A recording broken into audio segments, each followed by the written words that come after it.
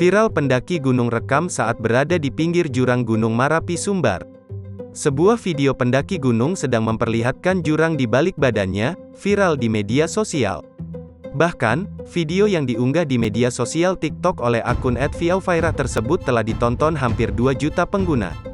Saat dikonfirmasi tribunnews.com pada Rabu, tanggal 10 Oktober tahun 2021, pemilik akun yang bernama asli Octavia, 23, itu membeberkan cerita di baliknya.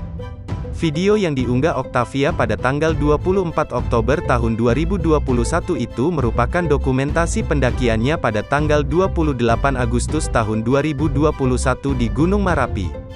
Gunung Marapi merupakan gunung berapi aktif yang berada di Sumatera Barat, Indonesia. Menurut pengakuan perempuan asal Pekanbaru, Provinsi Riau, Sumatera ini, video dengan caption, "Goyang dikit, auto beda alam" tersebut direkam saat berada di pinggir kawah induk Gunung Marapi. Saat itu, Octavia bersama dengan ketiga rekannya yaitu Manca, Awin dan Tia sedang mengambil video di pinggir lereng jurang. Dengan latar awan biru dan tebing-tebing bebatuan itu mereka terlihat begitu riang menikmati momen tersebut. Terkait ide pengambilan gambarnya, Octavia menjelaskan sebenarnya ia tak berniat merekamnya di kawah induk.